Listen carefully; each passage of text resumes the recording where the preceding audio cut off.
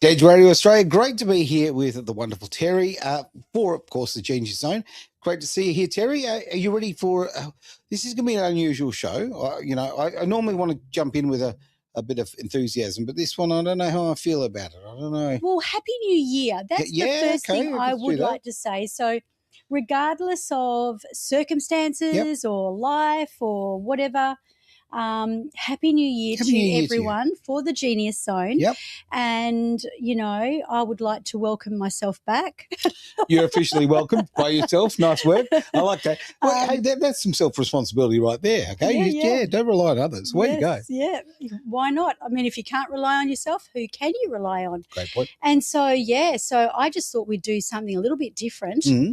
And, everybody talks about New Year's resolutions and what are they going to achieve for the new year ahead. Yep. And I don't know about you, Aaron, but I used to spend, a lot of my youth going, okay, this is going to be the year that I'm going to achieve this, or I'm going to have that car, or I'm going to get that house, or I'm going to have that relationship, or, it was all like that. And then when I became a coach, it was more, well, I've got this. Mm-hmm. I've got this in the bag now. I know what to do.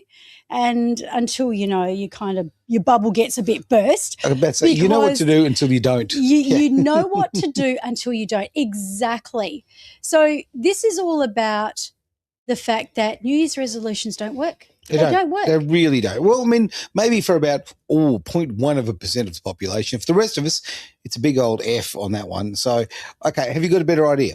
Well, my idea kind of comes on the heels of a crisis, where I believe that crisis had demonstrated to me that, you know what, if we are going to achieve something, so I'm just going to go something really big and broad here. Okay. So let's imagine you want to be the president. Okay, you want to be the new president. I mean, there's a list of things I want in life. I'm not sure if that's one of them. No, okay. I mean, look, I think I'd do pretty well. Okay, but, I think you would too. Yeah, I'll give it a red hot go. Yeah, especially up against what we're, like the Prime Minister. I'm not going to say that. That was terrible. Oh, look, I think, honestly, we're going to go into jail. I think a sloth could do a better job than Anthony Albanese. So but all right, we won't. That's I wasn't really going to go down that path, but I totally hear you. And let's face it, I would not like to be him. No. He would be probably the last person on the planet that I would want to be. But let's just say someone had this, inspiration and this really strong desire that they did want to take over and they wanted to be the Prime Minister. Sure.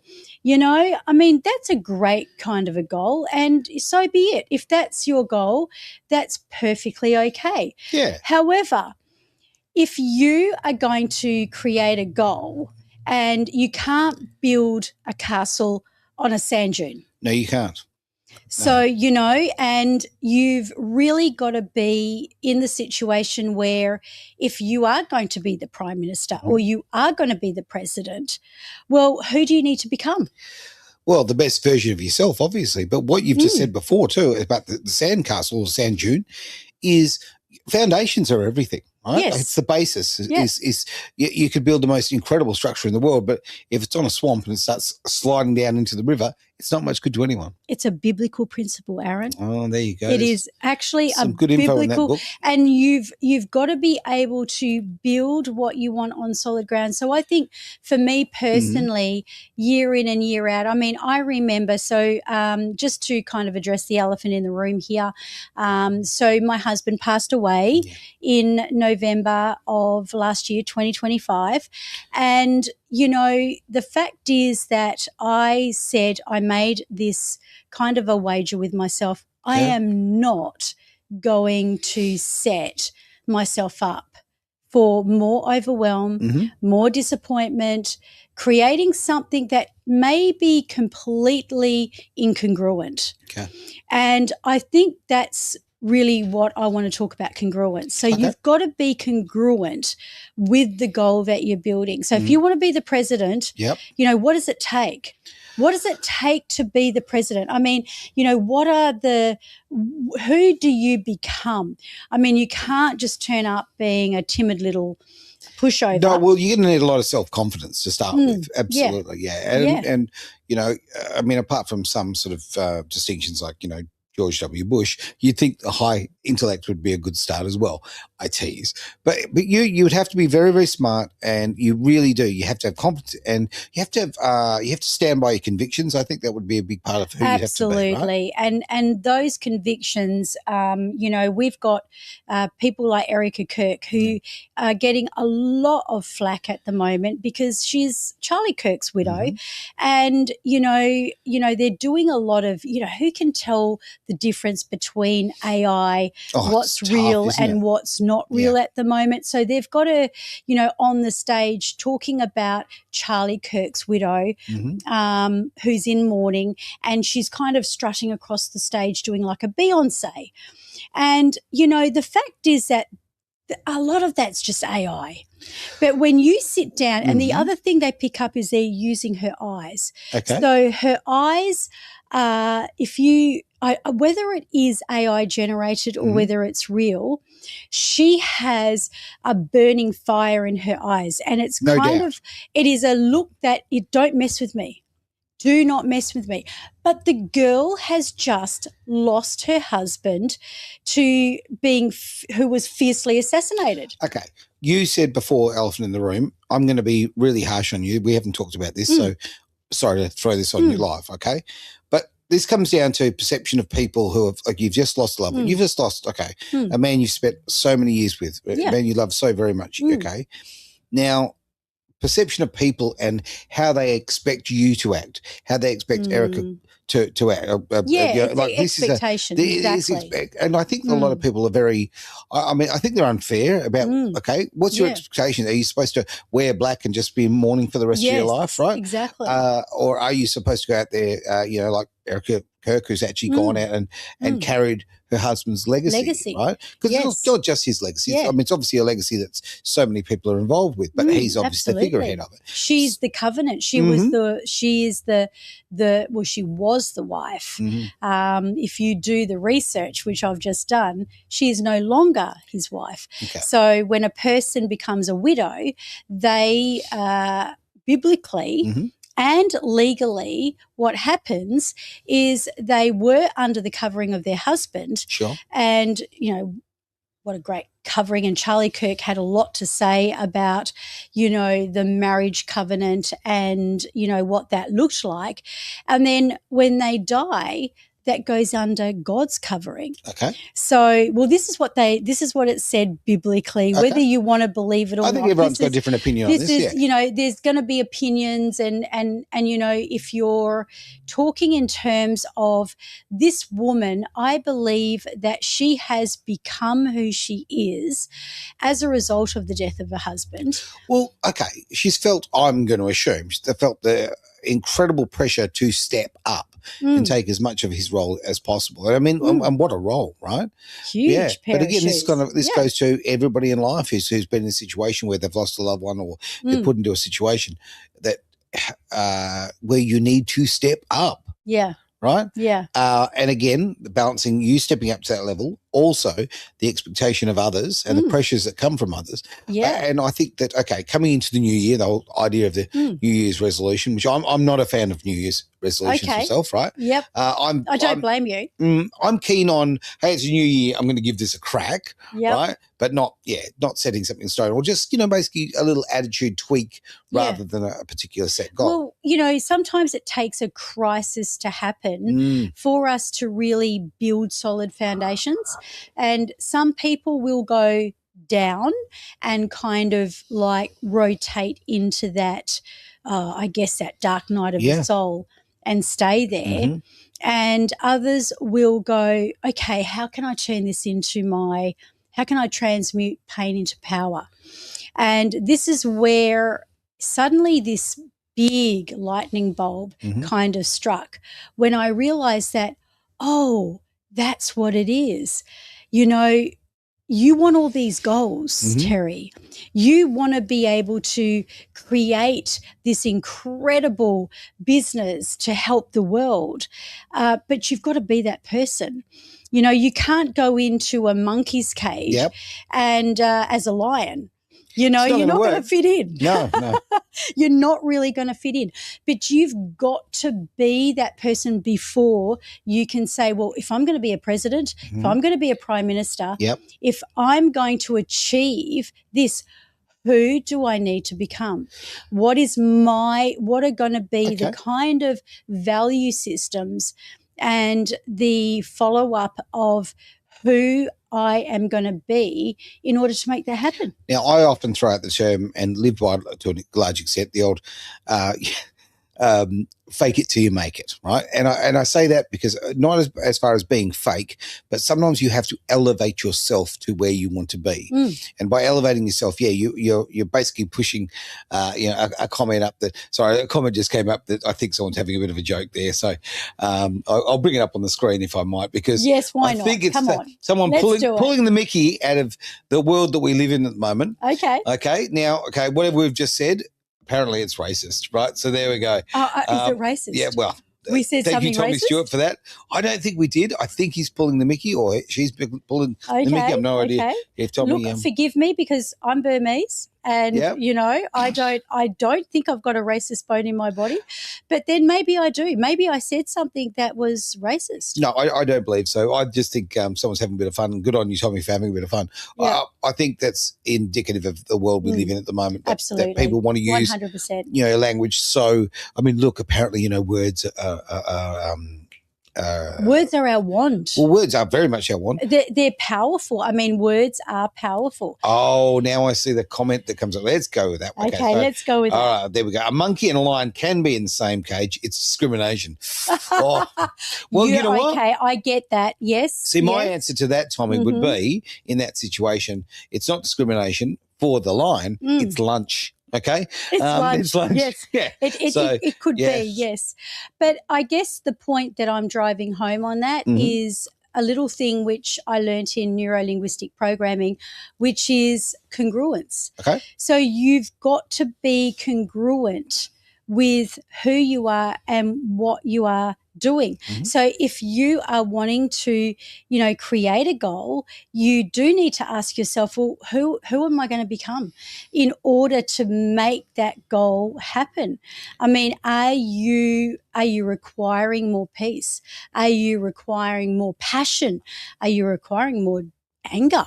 It could even be that you need to get angry with the world. Maybe you need a little fire in your belly. Is that what you're saying? Absolutely. Yeah. So fire in the belly, like, let's face it, a lot of people who are, visionaries and have created, and I say that as in they've already created it. So they've created great things in life.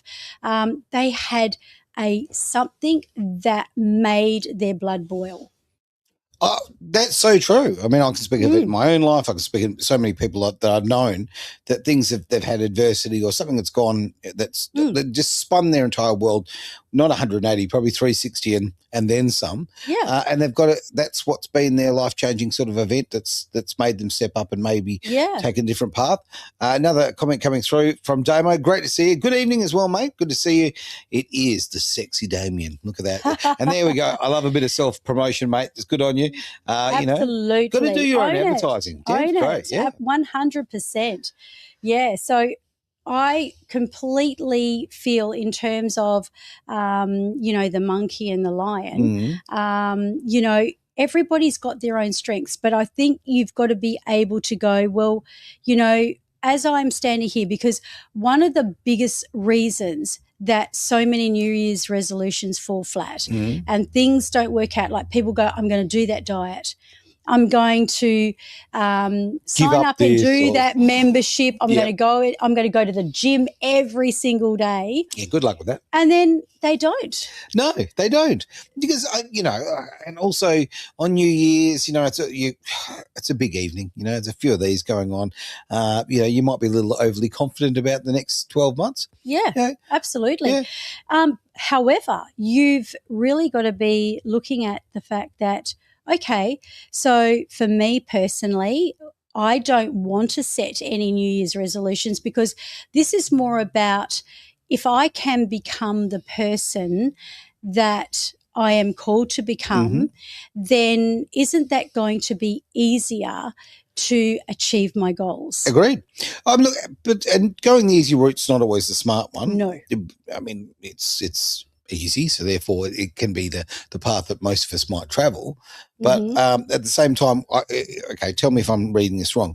I mean, I think just a lot of people set themselves up for failing because they just go, no, look, I'm going to set the bar up here, and they can't possibly achieve it, right? Yeah. Because sometimes, okay, you don't have to go to the top of the ladder. You can go, 2026, I can just take 2 runs, right? Okay, runs rather. Next year might take a couple more. Right? You can build on your life, and you can actually, improve yourself and I don't know. You hit the nail on the head when you said you're setting yourself up for these expectations, and then your subconscious mind is going, you're never going to do that. You're not going to be able to lose. Is that the little devil that sits on your shoulder? Yeah, it's like that, so it moves us into procrastination. Yeah, okay. And that's when, and so many of us go, well, I'm going to set out and I'm going to achieve this and this and this and this. And then you're overwhelming your brain. So your brain is kind of doing this complete flip. And then, what's actually happening from there is going, I'm bailing. I'm out of here, right? But the fact is, if you can be completely on board with yourself. So let's just take let's go with weight management, shall we? Okay. Shall we pick on, because a lot of people Can want I that? say maybe we'll go there, and I hate to interrupt you, but I've just seen Tommy's put a comment up there, which I'm not going to bring up on the screen, only because of the algorithms, mate. I actually will mention what you've said, because I think what you've said is really, really important. But let's face it, if I bring it up on the screen, that YouTube... We're going to go in jail. YouTube, we're going to have a fit. We're going to be in jail. Yeah, we don't Facebook want that. Jail. Now, Tommy's actually put, life's about getting a paycheck and keeping something out of your mouth, a product that could... Got it. Yep, you got it, Sus? All right. I got it. Okay. Yep, all good. So I want to say, look, Tommy, don't think that way, mate. And I know it's really easy for me to sit here and say that to you. I don't know your situation. But I can honestly say I've had the odd tough situation in my life, and I don't think anybody could ever accuse my life of being easy. So I get that, mate. I get that philosophy. I do. But that is a very, very negative place to be staying and to be living, and a mindset change would be probably a good thing. In some ways, I might disagree with you on that, okay, because, maybe for Tommy it is about a paycheck and keeping that thing out of his mouth. But, right. I mean, the fact is that, a lot of people are just doing a 9-to-5 job. Oh, they are. And that's not a goal. So we're not talking a goal on that, Aaron. We're talking about a survival, livelihood, 9-to-5 job. Okay, here's going to be my little answer on that. Okay, why survive when you can thrive? Right? Okay, that's like that. Okay. And I will also say, Tommy's put a comment about the fact that it's a Anchorman quote, and it is a good movie, mate. And stay classy, right? Absolutely love that. A big hello to Lisa. Lovely to see you there. Hello. Hi, Lisa. Very, very nice to see you. And I haven't seen you since New Year's Eve, so it's been so long. Yeah, there we are. I do have a question though. So one of the community did come in and say, well, Terry, if you are saying that you need to be or become the person before you achieve your goals. And remember, we're talking goals here. We're not talking livelihood. Okay. I mean, I think we are extremely blessed if we do get paid for what we love. Yeah. And we love what we do. I believe that is a massive blessing, right? And in terms of being able to really be able to become the person that you are called to be. And in the identity, this is the question that came through from my community. Somebody in my community said, so what you're saying is that I need to completely change my identity. And the question is, well, who are you anyway? Who are you? I mean, is that a question? It's a great song. So who are you? Identity is a really big word, and in someone like myself's actual situation, if I may say so, I have to change my identity because my identity has completely changed. Would you like me to explain?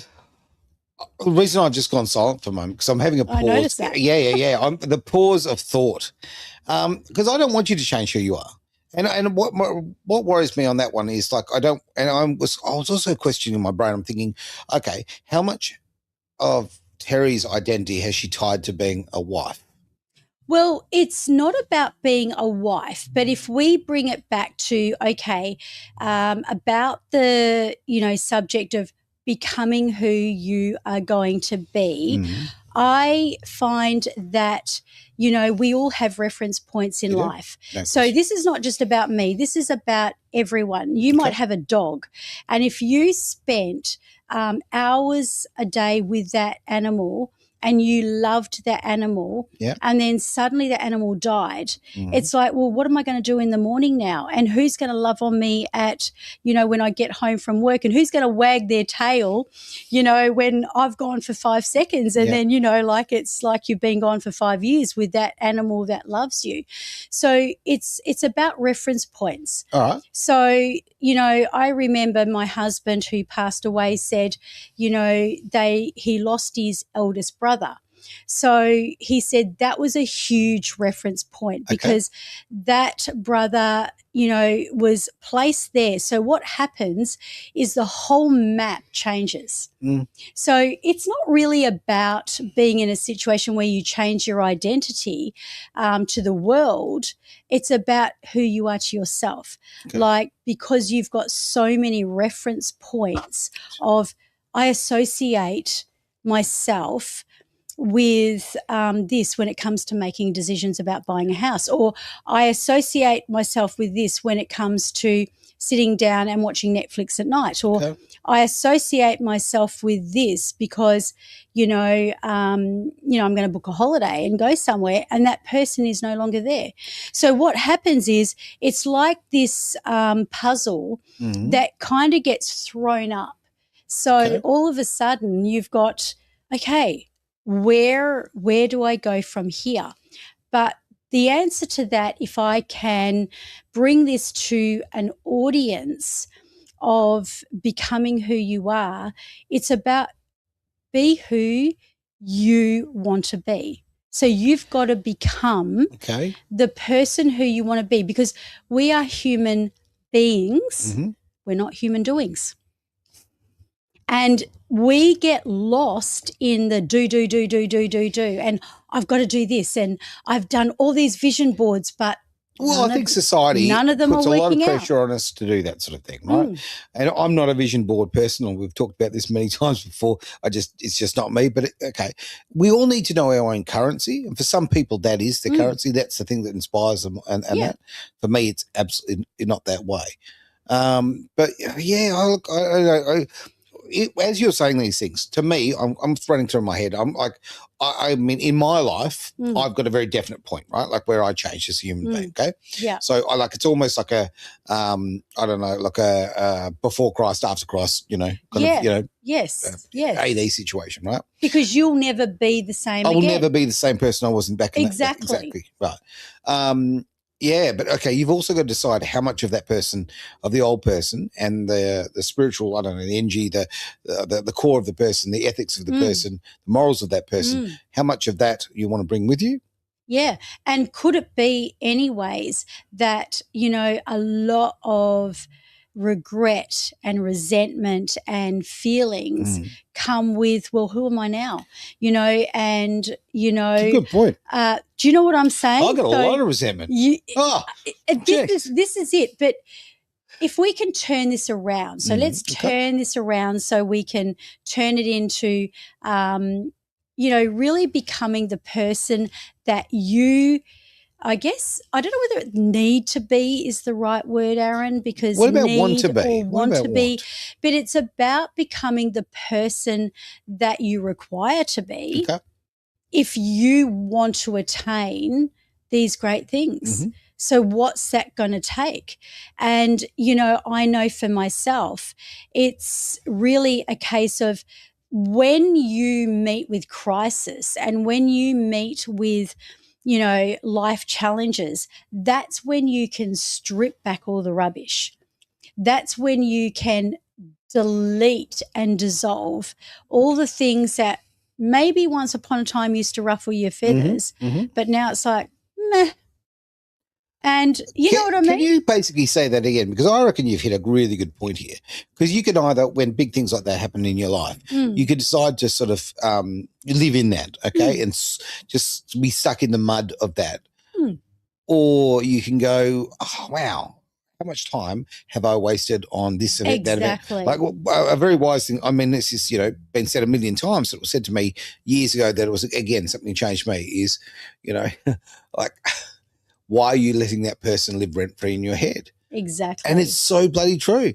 In the moment you either do two things, okay, you can evict them or start charging the money for that space that they're renting. Yeah. It's quite liberating, isn't it? It is very, very liberating. So if we bring it back to our audience, and I ask you, and I'm going to ask you the question, so can I kind of pose this in a way so you're not put in the hot seat, and we'll do that another day. Okay. Okay, so if you were to consider what is, and we'll close on kind of this because I know that we've gone way over time. That's okay. If you were to have the one goal of your dreams that you want to attain this year, and I'm going, left field here instead of right, what would it be? What is your number one goal? And this is where, what is the reason you want that? Why do you want that? And, if you lost everything else outside of that goal, would that goal still be important? That's a very good question. Yeah, that's the one, that's the very thing. And this is where I'm driving at, because when you understand what is really important to you, not, oh, I think it's important, I would like to have that little Ferrari. I'd like I'm a Porsche man. We've covered this. Okay? I'd like to have the, windows down, wind in my hair, the sound of the engine. I just want the hair. Yeah. He just wants the hair. And do you know why you want the hair? Because I don't have it anymore. Exactly. That's right. That's exactly right. And this leads me into, you want what you perceive you haven't got. That's right, which is quite frankly links into Tommy's comment that I haven't popped up on the screen there, but that's maybe something that Tommy's he's got, and he's working, mate. And it's good to see you're working towards your goal, mate. I appreciate that very much. For those who are watching this later, look in the comment section, have a bit of a giggle, because it is important to have goals, mate. And if you want my thoughts, well, that's a whole other show. Yes, we do. Nobody, look, disclaimer, I am definitely not saying don't create goals. What I am saying is make sure that the person, check yourself, check in with yourself and make sure, am I the person who's going to be the president of Venezuela? I'm just joking. Am I the person who is going to be that level of the goal that I want to attain? And the chances are, I don't know about you, Aaron, but I know for me, I failed miserably. There is no way. I was not that person. And really? I was being taught out of other people's doctrines. Yeah, okay. And I was being taught out of other people's expectations and maybe my own, but they didn't come back to my true value system. Uh-huh. And, when you can really get very, very clear with your goals, and I think that's the biggest element here, is that the reason people do not attain their goals is because they're not clear enough about it. Like that person who wants to lose weight. Yep. But if someone had a shotgun against their little girl's head and they said, you know what, I'm going to give you your little girl back, but you need to lose 10 kilos. Jeez, that's a tough campaign, to put it mildly. Good to see so many lovely comments coming through and all of that. Do you know what? This is a great opportunity just to throw this forward. If you would actually like to catch Edge on the run, get onto edgeradioaustralia.com, which is our website. You can listen from there, or you can grab our app and you can listen with the app anywhere in the world, obviously from website as well. But if you want to talk to Terry and you want to get some of this wonderful insight and sort of really, look, work on your life and getting the best getting the best value for you, where can we find you, Terry? Well, you can go to terrymessenger.com or just find me on socials. But I think what's really, really, really important here is that, I would like to say, would you like to come onto the show? Would you like to actually sit in the hot seat right here and get shot down in flames by Aaron and the rest of the no, Tough seriously. Would you like to sit in the hot seat and actually discover what your true why is? Because that could be the biggest reason that you're just not getting what you want. Here's the thing. Edge is not about your typical corporate media. We don't care about propaganda. We don't care about selling narratives. Actually, you know what we want to do? I'll certainly speak for myself. I'm about improving people's lives and giving people a voice. And I think this is a great opportunity. Terry's throwing that out. That's a wonderful initiative you've got there, Terry. And if you want to invite people up, look, there are more spots on the couch. Trust me. Would you like to jump on Why not?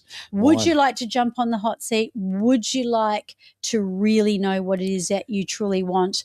And then would you like to attain that goal as a result that you aligned it with your true values? Sounds good. Hey, Tommy's already said yes. So, Tommy, get on to us. Send us an email there at info@edgeradioaustralia.com and we'll get the thing going, mate. Simple as that. Thank you very much for being part of the show. We do have to get out of here, and I just want to thank Terry very much for coming in. And I realise, it's been a very full-on few weeks for you. Life has changed a lot for you. Yes. And sending big love your way because you're pretty awesome. All right. Thank you. Simple as that.